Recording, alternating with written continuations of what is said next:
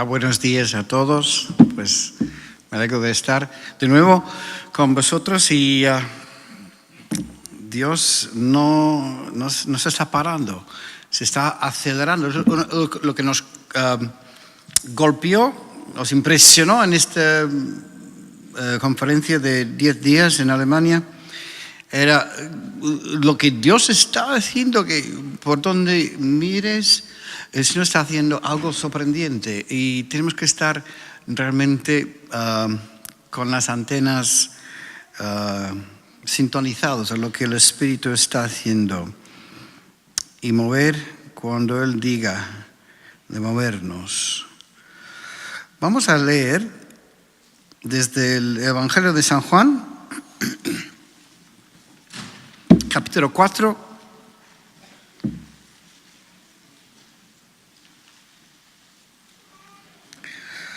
Y desde el versículo 43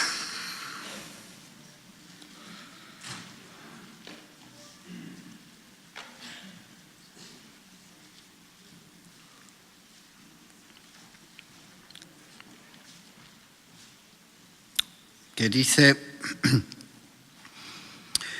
los días después salió de allí y fue a Galilea, pues Jesús mismo dio testimonio de que al profeta no se le honra en su propia tierra. Y cuando llegó a Galilea, los galileos lo recibieron, pues habían visto todas las cosas que había hecho en Jerusalén en la fiesta, porque también ellos habían ido a la fiesta. Fue pues Jesús otra vez a Caná de Galilea, donde había convertido el agua en vino. Había en Capernaum un oficial del rey cuyo hijo estaba enfermo. Cuando oyó aquel que Jesús había llegado de Judea a Galilea, fue a él y le rogó que descendiera a sanar a su hijo, que estaba a punto de morir. Entonces Jesús le dijo: si no veis señales y prodigios, ¿no creeréis? El oficial del rey le dijo: Señor, desciende antes que mi hijo muera. Jesús le dijo: vete, tu hijo vive. El hombre creyó la palabra que Jesús le dijo y se fue. Cuando ya él descendía, sus siervos salieron a recibirlo y le informaron diciendo: tu hijo vive. Entonces él les preguntó a qué hora había comenzado a mejorar. Le dijeron: ayer, a la hora 7:00, se le pasó la fiebre. El padre entonces entendió que aquella hora era la hora en que Jesús le había dicho: tu hijo vive. Y creyó él con toda su casa. Esta segunda señal hizo Jesús cuando fue de Judea a Galilea. Y vamos a ir más adelante a leer desde el capítulo 6 del mismo libro del Evangelio de San Juan, capítulo 6, versículo 1. Después de esto, Jesús fue al otro lado del mar de Galilea, el de Tiberias, y lo seguía una gran multitud, porque veían los señales que hacía en los enfermos. Entonces subió Jesús a un monte y se sentó ahí con sus discípulos. Y estaba cerca la Pascua, la fiesta de los judíos. Cuando alzó Jesús los ojos y vio que había venido a él una gran multitud, dijo a Felipe: ¿de dónde compraremos pan para que coman estos? Pero esto decía para probarlo, porque él sabía lo que iba a hacer. Felipe le respondió: 200 denaros de pan no bastarían para que cada uno de ellos tomara un poco. Uno de sus discípulos, Andrés, hermano de Simón Pedro, le dijo: aquí hay un muchacho que tiene 5 panes de cebada y 2 pescados. ¿Pero qué es esto para tantos? Entonces Jesús dijo: haced recostar a la gente. Había mucha hierba en aquel lugar y se recostaron como el número de 5,000 hombres. Tomó Jesús aquellos panes y después de dar gracias, los repartió entre los discípulos y los discípulos entre los que estaban recostados. De igual manera hizo con los pescados, dándoles cuanto querían. Y cuando se saciaron, dijo a sus discípulos: recoged los pedazos que sobraron, para que no se pierda nada. Recogieron pues y llenaron 12 cestas de pedazos, que de los 5 panes de cebada, sobraron a los que habían comido. No sobró nada del pescado, evidentemente. Entonces aquellos hombres, al ver la señal que Jesús había hecho, dijeron: verdaderamente este es el profeta que había de venir al mundo. Señor, gracias de nuevo por tu palabra, que nos alimenta, que nos guía, que nos fortalece, que nos inspira, que nos lleva adelante. Señor, háblanos hoy a través de tu palabra. Úngelo en el nombre de Cristo. Amén. 2 cuadros muy distintas, muy diferentes. Y el primer cuadro vemos que Jesús había estado en Samaria hablando con la mujer samaritana, y luego a través de su testimonio llegaron muchos de sus amigos para recibir el Evangelio. Entonces, dejando Samaria, volvió a Galilea, a Caná, donde había hecho el milagro en la boda. El año pasado, Miquel, fuimos, no me acuerdo, ya pierdo las fechas, pero el año pasado tuvimos la oportunidad de ir a Jerusalén. Estuvimos allí como 10 días. Y me hizo apreciar un poco la geografía de aquella zona. Cuando estoy leyendo los evangelios, ahora me viene en mente el paisaje y las distancias sobre todo. Y claro, en aquel entonces no tenían ni teléfonos móviles, ni teléfono, ni transporte así. Entonces todo era a base de ir a pie, a caminar. Entonces esta vez Jesús volvió a su tierra, donde sabía que no iba probablemente a ser honrado, pero a sorpresa suya, pues salieron a recibirlo con ganas, muy entusiasmados. Pero no veo que Jesús está muy impresionado por aquel recibimiento.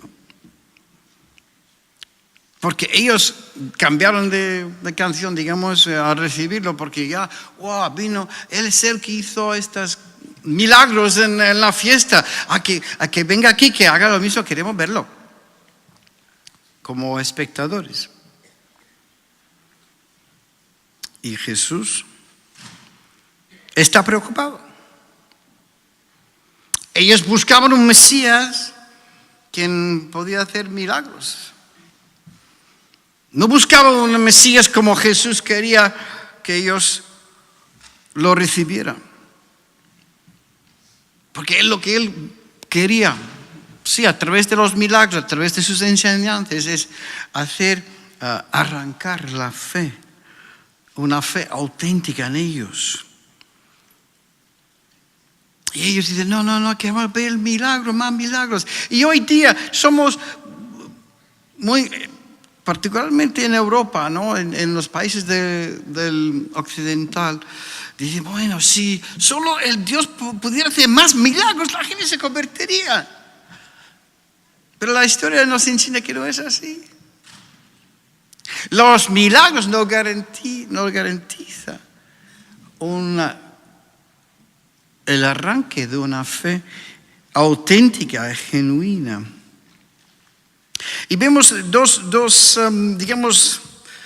categorías en esta historia, esta primera historia. Vemos la multitud que lo recibe con mucho gusto, con los ojos abiertos. Y a ver qué va a hacer, cómo lo va a hacer. Venga, trae todos a ver este espectáculo que viene. Eso es una categoría. Pero lo que Juan nos quiere hacer ver cuando escribe este libro es que no nos fijemos en el entusiasmo de la multitud, más que nos fijemos en una persona, un hombre. No tienen nombre. Solo viene nombrado o descrito como el oficial del rey. Uno que trabajaba en el gobierno. Vemos dos categorías y dos reacciones muy diferentes. Lo de la multitud por una parte, que no era una multitud en contra, estaban a favor de Jesús, pero a un nivel que no valía. Y vimos la categoría de este hombre y su reacción a Jesús. Date cuenta, este hombre había caminado desde Capernaum un viaje a pie de 8 horas, porque había probado con todo, con la medicina, con los médicos allí, y al final ya el hijo moribundo y hizo este viaje. Hubiera sido difícil separarse de su hijo en este momento. A ver si se muere antes de que yo llegue a Jesús o que Jesús pueda volver conmigo a casa. Fue angustiado, me imagino. Y llega allí y dice: Jesús, te ruego que vengas a Capernaum conmigo. Y no era una requesta muy exagerado o más de la cuenta, porque Jesús, si lees los primeros 3-4 capítulos, él había hecho ya 2 viajes de Galilea a Capernaum. Entonces no era fuera de, digamos, razonable pedir que lo hiciera. Era la única esperanza que tenía. Pero Jesús no dice: vale, pues voy contigo. No lo dijo. Dijo una cosa muy de poco valor, supongo, humanamente. Dijo: vete. Tu hijo vive. Ahora, ponte en los zapatos de este hombre. Ya. Pero las palabras son muy bonitas. Pero ¿cómo puedo saberlo? ¿Cómo puedes saber que mi hijo que estaba moribundo cuando yo dejé casa es como tú dices, que está vivo? Dice que el hombre creyó la palabra que Jesús le dijo y se fue. Así, sin añadir más. En esta frase hay un montón de significado. Se fue así, por las buenas. Se fue sin pedir más, sin machacar más a Jesús. Jesús, te ruego la última vez, por favor. Se quedó callado porque algo pasó. Se había arrancado algo muy importante dentro de él.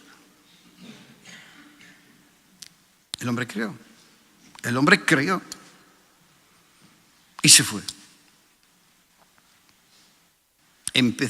Cuando se fue, empezó el viaje de regreso a Capernaum. Ahora, ya sabemos, dice que la hora 7, ya sabemos por otra información más tarde, pero que pasó a la hora 7, más o menos la 1 de mediodía, cuando se fue. Tenía 8 horas de camino. 8 horas. Pero date cuenta que en aquel entonces no viajaba cuando se oscurecía, no podían viajar porque era muy peligroso. Entonces él caminaba hasta que se oscurecía y supongo que hasta que encontraron un albergue o un hostal. Se hubiera quedado ahí hasta el amanecer del sol. Seguía caminando. hubiera llegado a su casa, me imagino, por las primeras horas de la mañana, y en aquel entonces descubrió de lo que Jesús dijo unas horas, digamos 16 horas antes, era verdad. Piénsatelo un poco. Él dice, sencillamente, solo él creó la palabra y se fue. Pero se fue caminando, poco a poco. Ahora, me pongo en su lugar y pienso, su caminar no hubiera sido danzando y bailando y cantando. Quizás sí. Pero en mi experiencia, yo miro como yo hubiera reaccionado. Sí, Jesús, algo pasó. Cuando Jesús pronunció esas palabras, ¡bum!, algo se despertó dentro de mí. Y sé que no era una cosa normal. Algo, ¡ay! Sí, Jesús ha hablado y yo lo creo. Y voy caminando, y voy caminando, y voy caminando, y voy caminando, y voy caminando. Pero entra la duda, pero porque estoy caminando, Jesús no me garantiza nada, solo una palabra. Sí, pero Señor, tú ya me has hablado. Y kilómetro tras kilómetro está con estas dudas, luchando con su obedecer. ¿Lo hago, no lo hago? Pero Jesús ha dicho, sí, pero si no es verdad.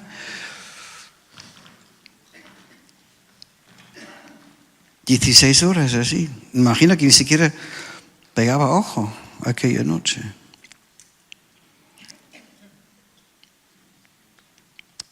Y él, angustiado, kilómetro tras kilómetro, ¿será cierto lo que me dijo? Luego llegó a casa, él descubrió y averiguó que había sido a la 1 del día anterior, la hora precisa, cuando Jesús había pronunciado la palabra. Vete, tu hijo vive. Ahora sí, la fe se viene comprobado. La fe ya se reconoce cómo es la fe. Pero la fe, muchas veces, quizás la mayor parte de las veces, se reconoce como tal mirando atrás y caminando en el momento. Es un caminar lleno de dudas, sí, a veces poniendo por fuerza un pie enfrente del otro.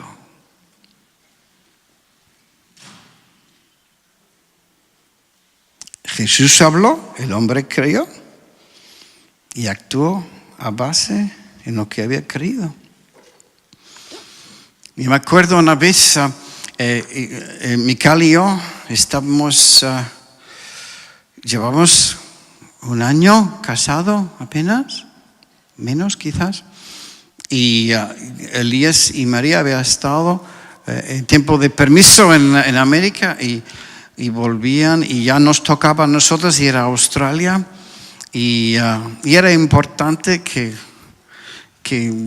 porque ya han pasado 5 años y las iglesias quieren saber si estamos todos todavía vivos. No, pero hay que presentarse de vez en cuando. Entonces, pero había un problema. Australia es muy lejos y no teníamos dinero para un viaje tan largo. Entonces empezamos a decir al jefe de la UEC y también a Elías, mira, quizás no es el momento y no decimos por qué, porque de verdad que era un pacto que nosotros lo teníamos con Dios, que nuestras necesidades personales eran entre Él y nosotros.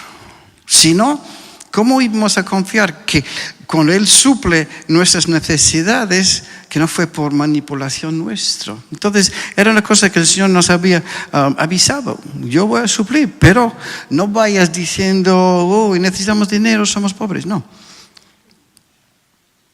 Y Elías dijo, no, en una manera clara y absoluta, no, es hora de que vosotros también vayáis a Australia por un tiempo. Y hablamos con el jefe de la misión y él dijo, sí, no, está claro, ese es el momento. Y Micaela y yo hablamos, pero ¿cómo hacemos? Bueno, el Señor va a suplir. Ha dicho que sí, que tenemos que confiar en Él. Entonces teníamos sí dinero para, que en aquellos entonces los aviones eran muy caros y íbamos en tren desde Madrid hasta Londres y de allí un avión. Pero teníamos apenas un dinero para ir a Londres. Pero empezamos a decir, bueno, vamos a Australia. Sí, vamos a Australia. Y vamos por tren. Y de allí pues vamos a volar hacia Australia. No quiero hacer muy largo, pero yo me acuerdo de aquel camino. Todos que de la iglesia vinieron a despedirnos en la estación de Chamartín. Y entramos en el tren. Pablo Anderson oró por nosotros y fuimos allí sin... Bueno, fueron un par de duros teníamos, creo, en aquel entonces. Pero era el hecho de que, yo me acuerdo, pensando en este hombre, kilómetro caminando, era kilómetro tras kilómetro con el ta del tren, ¿no? Pensando, somos locos, ¿qué estamos haciendo, Señor? Hemos equivocado, perdónanos, hemos ido... Y me acuerdo yendo a cada vez en cuando abriendo la palabra y siempre me decía algo, no te preocupes, yo voy a cubrir o algo parecido. Decía, bueno, qué bien, gracias Señor. Y luego ta. Sí, pero ¿y si no? Bueno, vamos Señor. Ahora, llegamos allí, llegamos a Inglaterra y dice, pues aquí estamos en la sede de la UEC, pero nadie sabe nada, que no tenemos ni siquiera billetes para salir. Y la gente dice, ¿cuándo vais a salir? Bueno, dentro de poco. Sí, vamos a salir dentro de poco porque no tenéis la fecha. No, todavía no, pero no importa, está chupada la cosa. Pero estando allí, un día, pasaban 2 o 3 días, había alguien en la puerta diciendo, ¿puedo entrar? Y dice, sí, es que... entramos, sí, dijo que entre. Dice, mira, tienes que pasar por la oficina porque tienen correo. Y correo aquí, nadie sabe que estamos aquí. Fuimos a la oficina. Tienes que tener en cuenta que la gente no había teléfonos así, había teléfonos, pero no había teléfono, no había el WhatsApp, no había comunicaciones así verbales. Confiamos siempre en la post, en el correo. Y dice, no, que han llegado 2 cartas. Uno de familia en Australia, otro de la UEC en Australia. Dice, anda, pues ¿cómo sabes? ¿Cómo es que se ha enviado aquí? No sabemos nada. No, ellos se dan cuenta que no te iba a llegar a tiempo y le he enviado a Inglaterra sin decirnos nada. Y cuando abrimos uno, era... dinero para uno de nosotros. Y dicen, bueno, o serás tú o seré yo. Pero bueno, que disfrutes. Y luego, en la otra era una notita, no era una carta, era una noticia diciendo que puede pasar por la oficina de finanzas. Y dicen, bueno, pues nada, fuimos allí. Y dice, mira, que por una equivocación de algo, pues este dinero se ha quedado ahí, que tiene tu nombre. Y dice, ¿sí? Bueno, pues nada, pues ahí está. Y dicen, gracias. Y fui corriendo y lo abrimos y era exactamente lo que necesitamos para pagar el viaje en avión a Australia. A veces, gloria a Dios.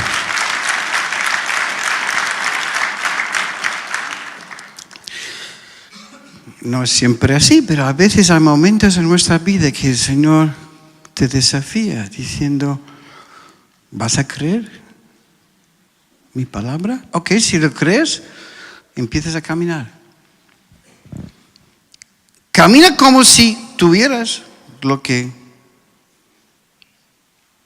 te he prometido. En segundo, vemos una multitud de personas hambrientas y dos discípulos, Felipe y Andrés. Felipe no sabe qué hacer. Felipe era el contable, me parece. Hizo los cálculos. 200. Y ni eso. Felipe no sabe qué hacer.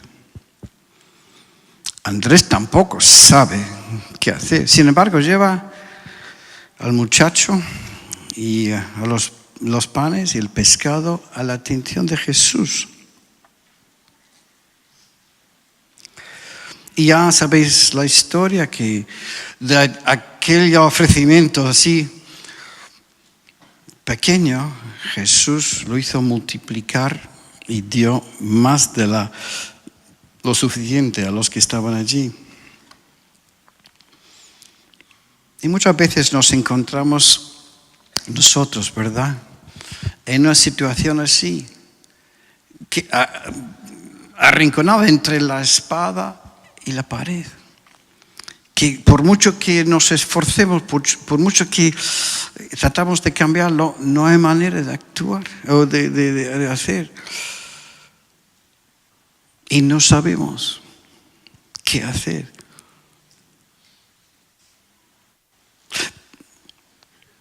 El mensaje de aquel encuentro es también para nosotros. No sabes qué hacer, no sabes cómo enfrentar esta situación, no tienes suficiente de algo, o no tienes las fuerzas, o no tienes el conocimiento, o no tienes la dirección en que caminar. El mensaje es sencillo. Lleva lo que haya, lo que tengas, llévala a la atención de Jesús. Moisés dijo: Señor, yo no puedo hacer lo que me estás pidiendo hacer. No tengo la fuerza, no tengo un ejército, no tengo ni siquiera la capacidad de guiar a tu pueblo. Y dice: ¿qué tienes en la mano, Moisés? Pues un trozo de una ¿cómo se llama? ¿Estafeta? ¿Se llama? Pues tira al suelo. Y vemos que lo tira y el Señor lo transformó lo poco que él tenía en su mano. La cosa es que jamás podemos adivinar qué Jesús va a hacer con lo que le llevas. Y no te lo va a decir, solo te va a pedir qué cosa tienes. Poco. Llévalo a la atención de Jesús. Y Él hará el resto. En 2 de Crónicas 20 y 12, el rey Josafat estaba allí viendo dos enemigos juntados contra de él. Y al final de todo, él hace una oración y al final, la frase más importante en este encuentro es eso: no sabemos qué hacer. Y a ti volvemos nuestros ojos. No sabemos qué hacer. Tú estás aquí esta mañana. Estás en una situación límite. Estás a punto de tomar una decisión. No sabes qué hacer. Estás enfrentando muchas dificultades. Y no sabes qué hacer. El mensaje es sencillo. Reconocer que no sabes qué hacer. Y segundo, vuelve tus ojos a Jesús.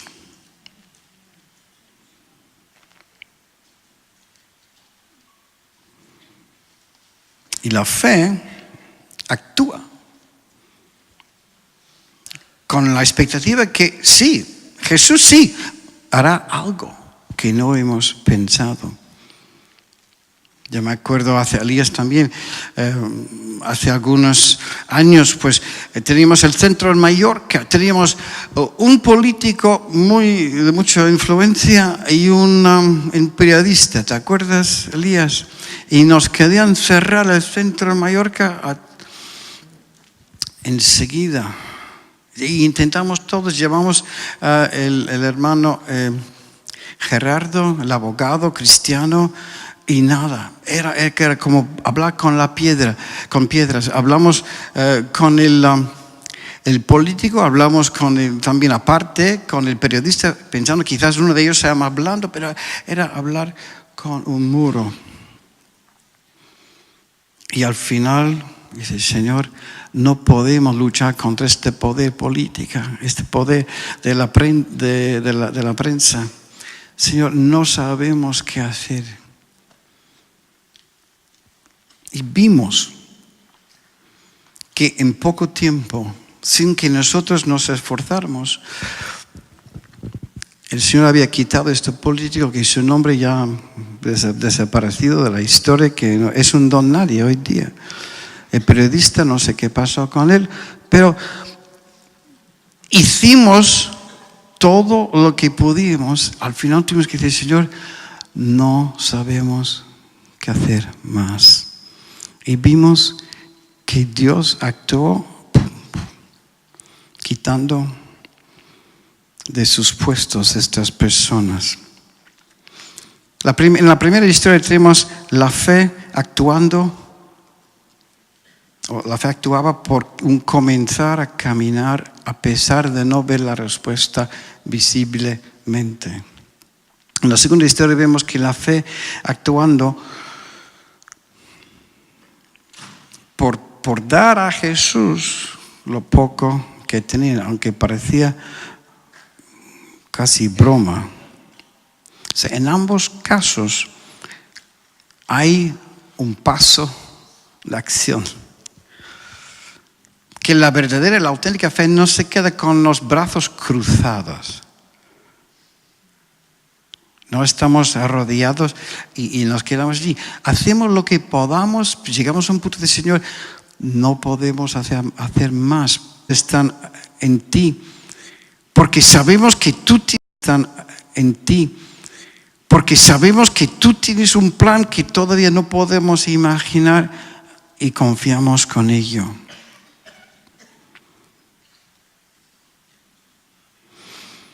Y puedes decir, bueno, ¿qué hicieron los de Josafat? Bueno, volver los ojos es una acción, ¿verdad? Es una acción muy importante. Porque muchas veces estamos tan fijados en el problema que nuestras oraciones están habladas y pronunciadas, pero fijándonos en el problema, angustiados por el problema. Y volver los ojos es de una manera separarnos de lo que los ojos nos dicen, que no siempre es toda la verdad, en el sentido de que abrir los ojos es un paso de fe diciendo, Señor, abrir los ojos es un paso de fe diciendo, Señor, un plan B. En ambos casos, el poder, un plan B. En ambos casos, el poder de Dios interviene. Comparamos un momento las acciones de la multitud. Es un superstar. Que vengas. Un superstar. Que vengas. Mientras ellos se quedaban como espectadores pasivos, solo fijados en los milagros y nada más. Comparado la acción de la multitud con la acción de Bonaparte, el hombre oficial del rey, y luego los dos hombres, Felipe y Andrés. Un grupo actuó de una manera y el otro grupo actuó de una manera muy diferente. ¿Y qué hace la diferencia entre los dos grupos? Entre el grupo de fe más reducido y un grupo de espectadores. ¿Qué es este punto? Que la línea de división entre un grupo y el otro. Juan lo describe en el versículo 24, capítulo 6. Entonces le preguntaron, ¿qué debemos hacer para poner en práctica las obras? Entonces le preguntaron, ¿qué debemos hacer para poner en práctica las obras de Dios? Respondió Jesús y les dijo, esta es la obra de Dios, que creáis en aquel que le ha enviado. Hombre, pero queremos ver las obras de Dios, tú sabes, pum, fuego, sanidades, esas cosas, muertos, resucitados. No, la obra de Dios se ve más claro en que tú creáis en aquel que le ha enviado. Y el versículo clave es en versículo 24. Perdona, el versículo 44. Nadie. La línea de visión, la clave entre un grupo y el otro es esto, versículo 44. Nadie puede venir a mí si el Padre que envió no lo atrae. Ok. Versículo 37. Todo lo que el Padre me da vendrá a mí y a Él. O sea, el Padre hace una acción que crea, que describe esta línea de división, la frontera entre un grupo y el otro. La acción del Padre que era atraer. Y después de haberlo traído, lo conseña a Jesús. La palabra traducido en castellano, atraer, tiene un sentido en el lenguaje original de atraer, cautivar y conquistar. Es un cautivar del Padre, un conquistar del Padre.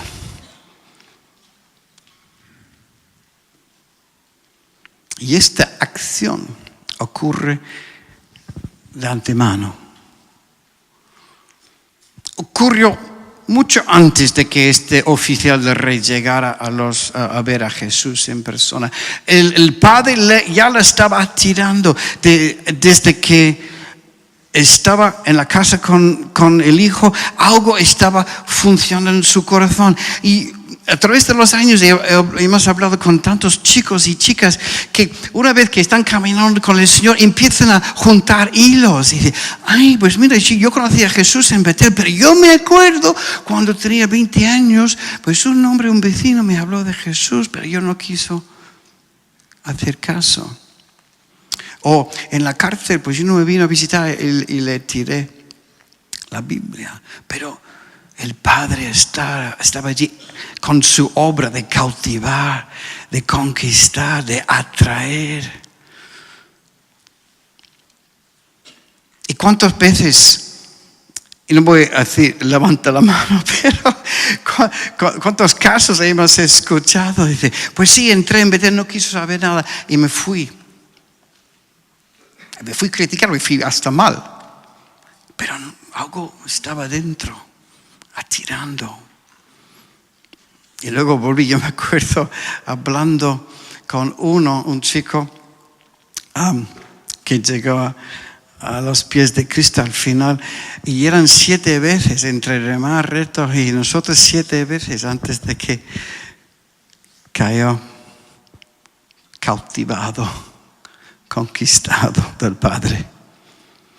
Esta acción del Padre está allí, seguramente ha estado en vuestras vidas por muchos años. Quizás algunos no lo reconocéis ahora, más tarde, mirando atrás, seguramente vais a juntar hilos. Pues sí, en Betel conocí al Señor, pero cuando tenía 5 años algo pasó. O sea, el Señor ha estado conquistando, cautivándote. Y esto ocurre en los lugares silenciosos, en las partes recónditas, los lugares secretos del corazón humano. Y la fe se arranca cuando dejamos de fijarnos en el problema y algo pasa, que es muy difícil de describir, pero cuando pasa lo sabes y lo puedes saber la hora y el momento. Entonces, Dios ha estado trabajando en mi corazón. Yo sé que hoy mismo, el Espíritu Santo está trabajando en corazones aquí. No es que empezó hace media hora, es que para algunos de vosotros lleva muchos años atirando, cautivando, atrayéndote. Hasta el punto que tú vas a decir, Señor, me rindo, sé que me amas, sé que llevas años detrás de mí. Me rindo. No sé si alguien de vosotros está en este punto hoy. Vamos a cantar ahora. Y voy a pedir a los músicos porque lo que Dios a través de Cristo, el Padre a través de Cristo te quiere comunicar es que tú puedas ver en todo su plenitud lo que es Cristo para ti. No, Cristo para ti no es un resolvedor de problemas. Sí lo es, pero no es su papel principal.